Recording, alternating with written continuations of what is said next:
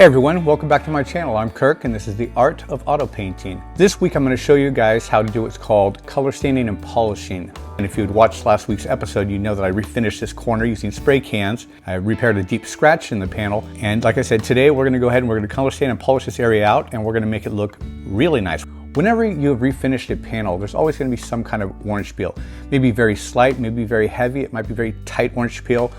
But if the peel doesn't look the way you want it to look, you can come back and do what's called color sanding and polishing, like I'm going to show you here. We're going to take a 2000 grit sandpaper. We're going to gently nib down the paint, very light touch. We're going to take off minimal material, just enough to even out the orange peel, level it out a bit, and also at the same time, get rid of any little specks of dust or dirt that might have landed in the paint. We're going to be polishing out the blend. I blended this corner bumper in. If you had watched last week's episode, you know that I refinished this corner using spray cans. I repaired a deep scratch in the panel. And like I said, today we're going to go ahead and we're going to color sand and polish this area out and we're going to make it look really nice. We're going to take it from looking good to looking amazing. There's many different ways to color sand and polish, many different grits of sandpapers, different stages, different rubbing compounds, machine glazes, different foam pads, wool pads. There's so many different aspects to color sanding and polishing. Everybody has their personal preference. When I'm doing this type of polish work, I like to go straight to 2000, a one-step process. I don't start at 1000, go to 15, then to 2, then to 2500, just straight up 2000. Like again, I'm going to be taking off minimal material. It's going to be quick, it's going to be easy, and I'm not going to take a chance of sanding through the clear because 2000 is more of a fine grit. It's a little bit more safer, especially if you've never done this before. So let's go ahead and get this panel cleaned up and I'll start showing you exactly how to color sand and polish. A lot of the products I'm going to use in this video, I will add a link to in the description. Actually an affiliate link, which means I'll make a very small commission on it. Anyhow, let's go ahead and get started on this. Now the first part of this procedure, what we're going to do, which you should always do, whether you're doing polish work, paint work, anything, whenever you're working on a panel, getting it ready to be refinished or getting it ready to polish out, clean that panel, wash it down, wipe it down, get that thing where there's nothing on the surface, no bugs, no dirt, no dust, nothing on there. So when you're sanding, you're not sanding dirt into the paint, creating more scratches, and then ultimately creating more work for yourself. I'm going to then tape off the surrounding area so I don't accidentally sand any of the surrounding panels. Tape up your black molding area so you don't get any of the compound embedded in that texture. So you're going to always want to use some kind of soft hand block, soft hand pad that's going to help distribute the pressure throughout the entire area and keep from those high spots protruding and creating any kind of unsightly waves. One of the most important parts about polishing and color sanding is you want to stay away from all these sharp edges. You want to keep it within those edges, away from running it over the top or over the corner of those. These would be the first area you're gonna burn through or cut through the paint and expose the base coat and the primer underneath. You want to stay away from those. If you're going to get near them, you're going to want to run your hand up alongside of it like this and not over the top of it. Just come up right to the edge, stay off of that corner. There's no need ever to stand on a corner like that, a hard edge. It's just not necessary. So run it alongside the edges, up to the edges, but never across the edges. You want to keep the area lubricated so it sands nicely and keeps the paper from getting clogged up quicker. Now again, this isn't going to be moderate or heavy pressure. This is going to be a light pressure, just enough where you can feel it sanding. Once you sand a little area, come back, wipe it down. You'll be able to then see exactly how much paint you've taken off. You'll be able to see the dull spots compared to the shiny spots left.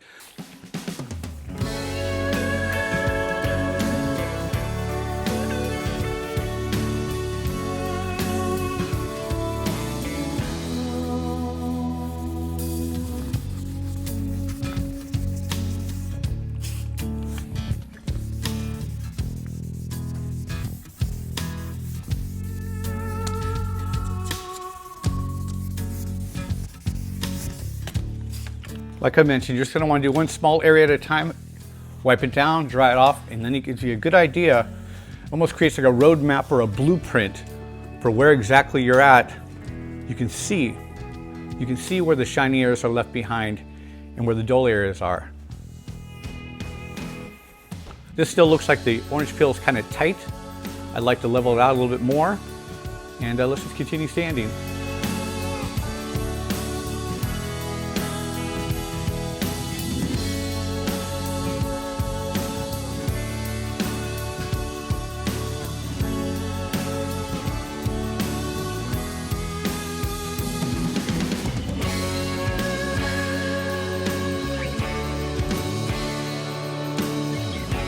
Now you want to keep in mind, if you're trying to retain some kind of factory peel looking, all factory paint has some kind of texture or peel to it. And if you're trying to match that, make sure you don't sand out all those shiny low spots. If you do, there's not gonna be hardly any peel left. You wanna make sure there's still some shiny areas, some little stippling in there, so you know there's still some orange peel. Also remember, when you're polishing, you are gonna be taking off a very minimal amount of material, but you are gonna be taking off some. So if anything, kind of err on the side of a little bit more peel than you like, rather than less, because if there's less, there's a chance you're going to polish it down. It's going to be very little peel. It'll look great and shiny, but it may not replicate or look exactly like your factory peel on the adjacent panels. This area over here where I was blending the base and blending in the clear, this was just prepped for clear coat. It was not repaired or anything. So there were some chips that I painted over. So there will be some little areas where you'll notice where the chips were, but it'll still look far better than before we painted the area. Now over in this area where we blended, the clear was only really laid out to about here. This surrounding area is a very thin blender or a blend edge. We don't really want to sand that with our sandpaper. There's a high probability you would sand right through that because that material there is very thin. So today I'm going to be using my favorite polisher. This is a Dewalt cordless rotary polisher. Rotary means that this just spins in a circle. It doesn't have any kind of orbit. It just spins on one axis, one shaft. This is what all professionals are going to be using when you're polishing out any kind of color sanding or any kind of light scuffs or whatever on the surface of the paint. This is going to get the job very quickly. If you have experience with this, this is what you're going to want to use. If you don't feel comfortable with this type of a tool, I wouldn't use this. I would use an orbital polisher, which is going to be a more controlled orbiting motion, but it'll get the job done. It's not going to be as quick as this. This is going to get it done very quickly. But if you have no prior experience with this, I would stay away from this. Go with an orbital. Orbitals definitely take more time, but you'll get it done and you'll get it done more safely. Now again, like I mentioned, when you're polishing, you're always going to run the edge of the pad alongside or away from those edges. You're never going to put this over that edge like that. This is a white foam compound polishing pad by 3M. This is my personal favorite. Everybody has their own way of doing it, their own favorites. A lot of people will use what's called a wool pad, which has these wool fibers that will get the job done quickly too. But the problem I have with those is when you get near edges, they like to drag across the edges and increase the probability you're going to burn that edge. This I can put right up to that very edge without any chance of those fibers curling over that edge and peeling off that corner, peeling off that edge. Again, this is all personal preference. Every single painter I've met has his own way of doing it, his own process. Really try to get that on there perfect. So when it spins, it's going to be a nice, perfect circle. I've been doing it so long, I know exactly how much compound I need in an area, how to start off nice and slow with the spinning of it so it doesn't sling it everywhere, and slowly work that in. Keeps the area clean, I don't have compound flying everywhere, and I know exactly how much I need, so I'm not using too much or too little. What you're not really seeing is I'm not running this flat against the panel. I actually have it on a kind of an angle, so I'm only utilizing this much of the pad. Yeah, that's where the pressure's at, like this. I'm not holding it flat, I'm holding it more like that, if you can see that. So when I'm doing it this way, the edge of the pad is really, this part is not pulling into the edge. It's actually right on the edge. So I'm still staying away from it. It may not look like it, but I'm staying away from that edge.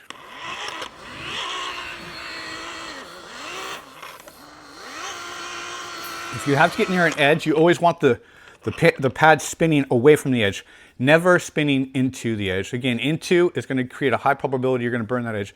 Spinning away from or alongside is always going to be the best way to polish.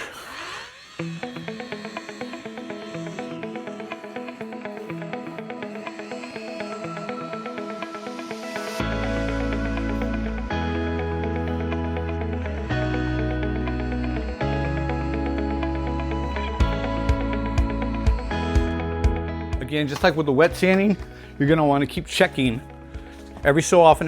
Do a small area, wipe it down to check to see exactly how far along you are. See if it's nice and shiny and ready to go, or if it still has a little bit of dull spots in it where it still needs to be polished out.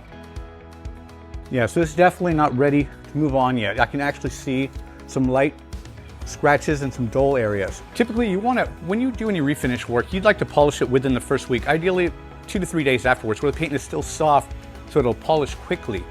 This is actually sat now for about 2.5 weeks, so that paint is very hard. The harder it is, the harder it will be to sand out the peel, and the harder it will be to polish back to its shine or buff back to its shine. But you just keep at it slowly but surely, keep checking, it'll all come out, work your way all the way down to the blend. Once you're done with that, wipe it down. We'll move on to the machine glaze polishing part.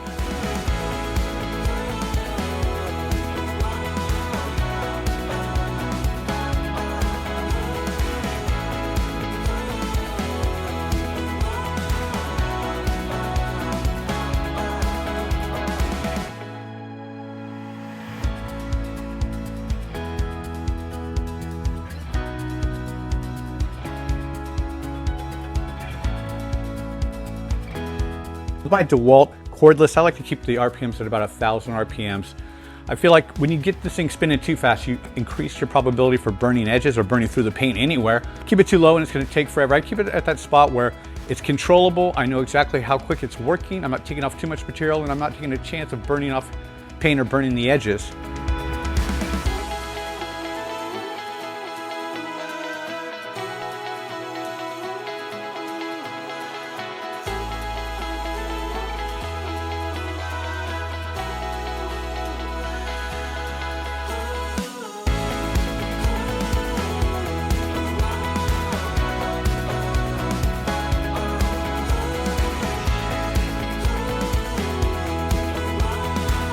Now, as far as how much pressure I'm putting on this, I'm not just letting it drag itself lightly across this with its own weight or its own, pull to the panel. And I'm not bearing down on it. It's somewhere between a light to moderate pressure. Again, there's lots of things you're not seeing. I've been doing this so long, lots of little nuances you're not seeing that I'm actually doing. Like when I am running alongside the edge of the panels, I guess I'm not even using moderate. At that point, I let up on the pressure, so I'm less chance of burning. Less pressure in the middle, maybe a little bit more pressure. Again, towards the edges, I let up a little bit on the pressure and maybe a little bit on the speed. You learn to adjust and figure out what works for you to keep this thing coming along nicely without taking any chance of burning things.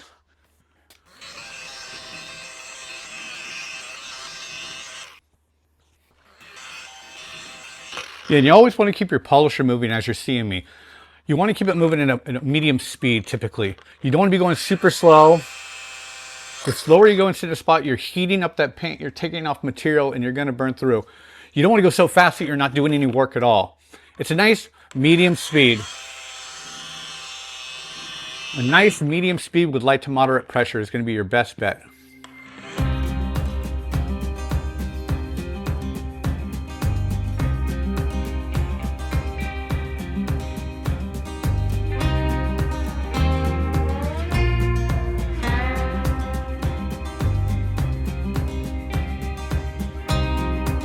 Yeah, when I'm wiping it down in between polishing areas, I use these blue Scott towels.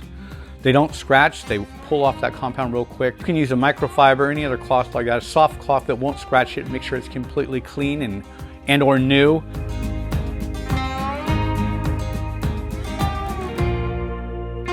And really get low on the panel. A lot of times you'll be polishing, you'll be, eye level with the panel you're polishing, and it looks good when you look down and towards the shadows. It looks like it's polished out, looks good.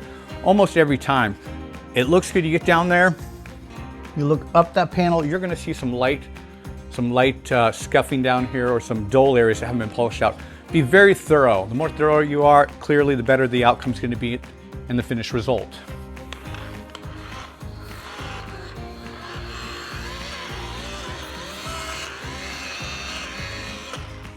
Areas like this can be very tricky because you got an edge here and an edge here. I've been doing this for 30 years and I know exactly where that polishing pad is, where the pressure is being put, and I know that I'm keeping it away from those edges. When doing these smaller areas like this where you have a double edge like that, you may want to do that by hand. You can get a soft cloth or soft towel, paper towel again, just polish that out by hand alongside those lines without going over those lines. That may be a better method for people that aren't sure if they can keep this within their area without overlapping the edges and burning through.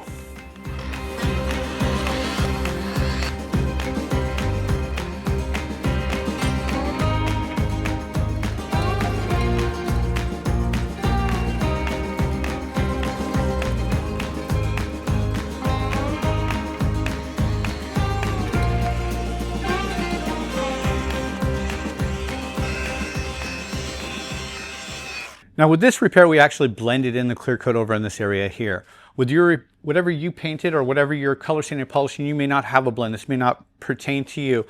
But whenever you're coming up, when you're polishing up to that blend area, you always want the polisher spinning away from the blend, never into. When you pull the pad or whatever it is you're using to polish into that blend, it has a high probability of pulling that blender back, and you're going to see a little blend edge, a little line where the edge stops because it's no longer blended in. It takes a little bit of time to finesse it out. But take your time in this area, because when you take your time on the blend area, polishing that out, that's where it's going to become seamless. It's going to look like it never happened, ideally.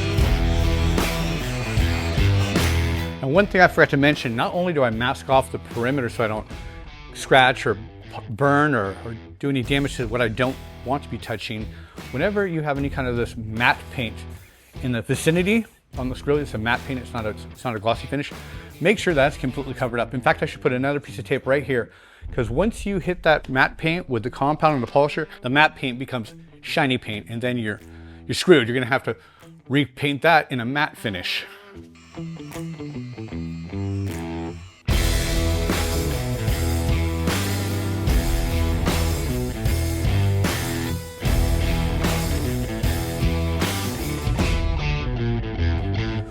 Well, we're actually looking pretty good as far as the first stage of just compounding this. Got a little bit of an area up here I'd like to get out, and a little bit on this inside edge. I'm going to do that by hand so I don't take a chance of burning any of those edges. Then we're going to go ahead and wipe it down, move on to the machine glaze process, where we switch out this white pad for a black 3M machine glaze pad and some machine glaze. Now, when I was saying polishing out these areas by hand, what I mean is you're going to get a soft cloth like this blue towel, put a little rubbing compound on there. Just a little. You're not going to want to put a lot. Just a little, just enough. You're going to get your finger right behind that area. You're going to wipe this into this area. Wipe it in, evenly distribute it, and they're going to use like maybe your 2 fingers and add some pretty moderate pressure and just go back and forth alongside that edge. With kind of quick, you want to go kind of quick so you generate a little heat, which is going to make it polish out quicker. Again, staying away from this edge, but just keeping your pressure on the inside right here. And just polish it by hand. It's going to be going back and forth over and over until you're happy with the way it looks, until it's smoothed out, looking shiny, and you don't see any more of that speckling or that blender. So what you want to do next after you've done the polishing part is you're going to want to clean this panel off so you get any of the excess compounds that are on the surface, and especially the compound that accrues in these edges. So once all the compound is cleaned off thoroughly, we're going to start with the black pad and the machine glaze. And at this point, this is where the luster really starts to come out. It looks fantastic right now. I mean, a lot of people will be like, oh, it's beautiful. And it is beautiful. But when you do the machine glaze and the black pad, it really gets rid of those micro fine scratches that you barely even can pick up on. But you do notice once you do complete this step. Now this step is going to be much quicker because we're not polishing out those heavier 2000 grit scratches. This here is just taking off those real micro fine scratches that are barely perceptible. So we're going to move along much quicker at this stage, and we're almost ready to wrap this up.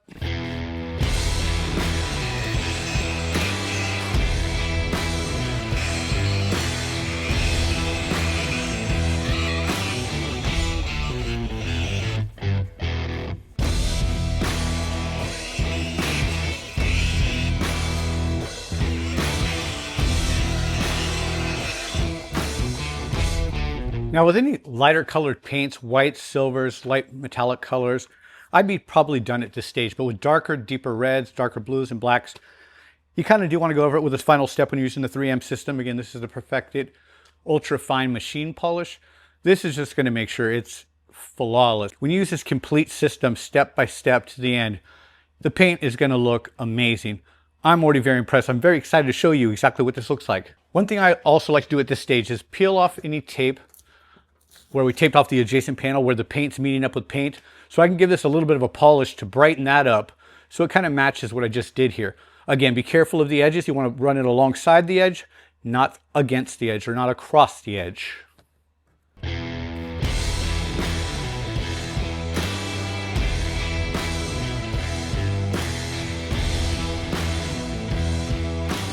Doesn't take much at all, too.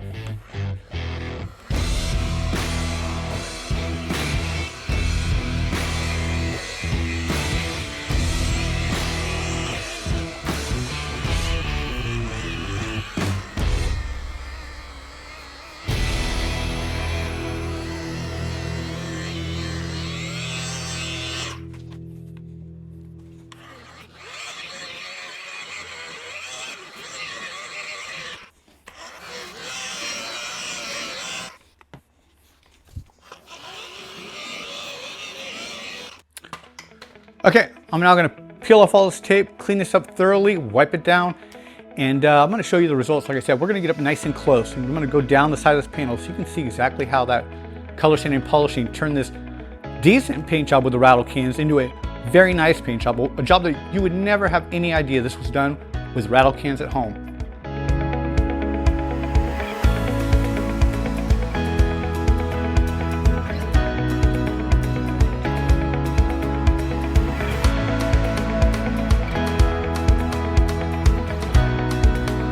Now, like I had mentioned, I didn't get all the chips out of this blend area, so any little pits or whatever you're seeing there are the chips. That's not from the paint job itself.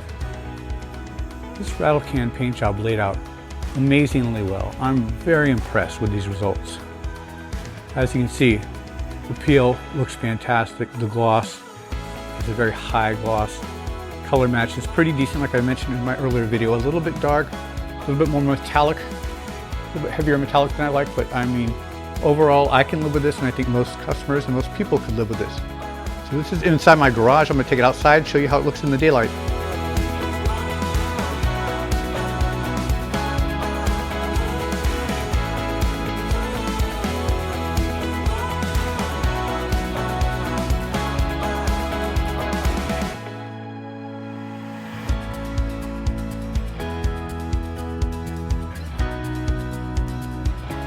I'm really enjoying making these videos. I hope you all enjoy watching them. I hope you're getting something out of them. If not, I hope you're finding them entertaining.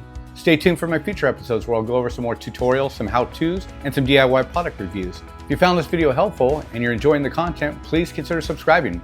We'll see you next time.